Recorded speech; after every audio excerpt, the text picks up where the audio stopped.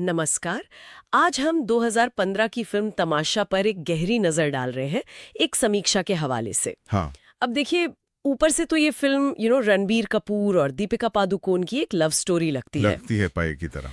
पर ये जो समीक्षा है वो बताती है कि सतह के नीचे पहचान, समाज का दबाव और अपनी आवाज ढूंढने की एक काफी उलझी हुई कहानी है। बिल्कुल, इम्तियाज अली की फिल्मों में अक्सर ये परतें होती हैं। तो चलिए इसी समीक्षा को थोड़ा खोलते हैं, देखते हैं कि क्या खास है इस फिल्म में। मतलब रणबीर दीपिका तो है ही, AR रहमान का संगीत भी है।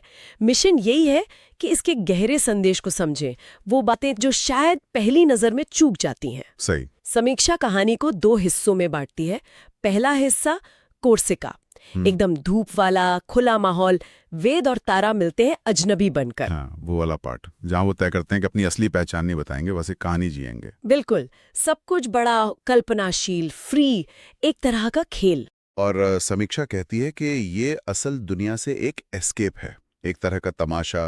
वेद के अंदर का वो कहानी वाला बाहर आता है, लेकिन असली चीज तो तब होती है जब वो दिल्ली लौटते हैं। हाँ, तब तारा देखती है वेद का वो रूप जो समाज के हिसाब से नॉर्मल है।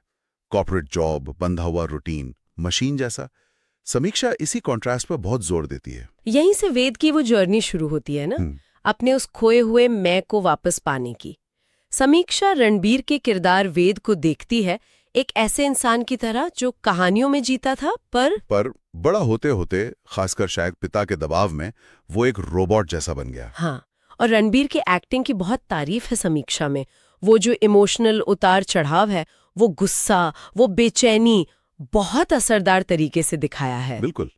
और तारा, मतलब दीपिका का किरदार, वो सिर्फ हीरोइन नहीं है, वो एक कैटलिस्ट है एक तरह से। अच्छा, कैसे? वो कॉन्फिडेंट है, वो वेद के इस नकलीपन को पकड़ लेती है और उसे चैलेंज करती है।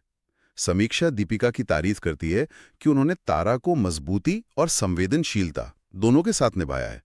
वो सिर्फ वेद की मदद के लिए नहीं है, वो खुद एक मुकम्मल किरदार है। सही कहा, वो आईना दिखाती है उसे, और इस पूरी उथल पुथल को संभालता है AR रहमान का संगीत, इरशाद कामिल के बोल। समीक्षा कहती है कि ये रहमान के सबसे यूनिक साउंड ट्रैक्स में से एक है। हाँ बिल्कुल, संगीत कहानी का हिस्सा है, सिर्फ बैकग्राउंड नहीं। जैसे मतर गश्ती, उसमें कॉर्सिका की पूरी वो फ्री स्पिरिट है। और अगर तुम साथ हो, उफ। हाँ, वो गाना तो, वो सिर्फ दर्द नहीं है, उसमें दर्द है, कंफ्यूजन है, प्यार भी है। और अलका याग्निक और अरिजीत सिंह की आवाज कमाल। बिल्कुल, फिर सफरनामा भी है। हाँ, सफरनामा तो जैसे वेद की अंदरूनी खोज का एंथम बन जाता है। और हीर तो बड़ी सैड है, जैसा गाना थोड़ा मजाक, थोड़ा फोक टच लाता है। मतलब हर गाना कहानी के मूड से जुड़ा है। समीक्षा विजुअल्स पर भी ध्यान देती है।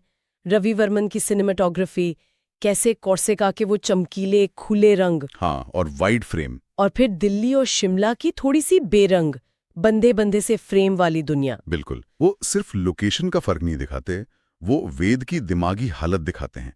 कॉर्सिका में आजादी, खुले फ्रेम।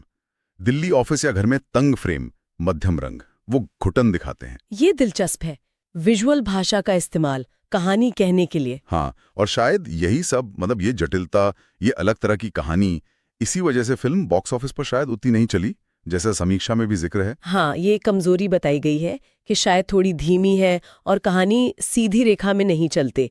आम दर्शक को शायद थोड़ी भारी लगी हो सकता है। लेकिन मजबूत पक्ष भी उतने ही दमदार है।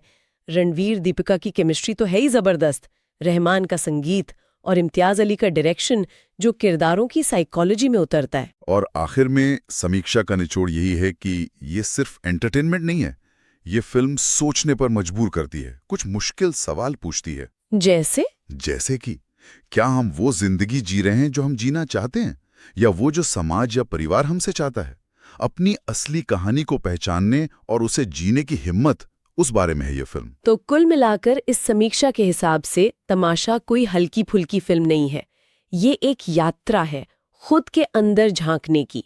किरदारों, संगीत, विजुअल्स के जरिए ये बात सामने आती है। बिल्कुल, और ये हमें सवाल के साथ छोड़ जाती है कि बाहर की उम्मीदों और अंदर की आवाज के बीच वो बैलेंस कैसे बने।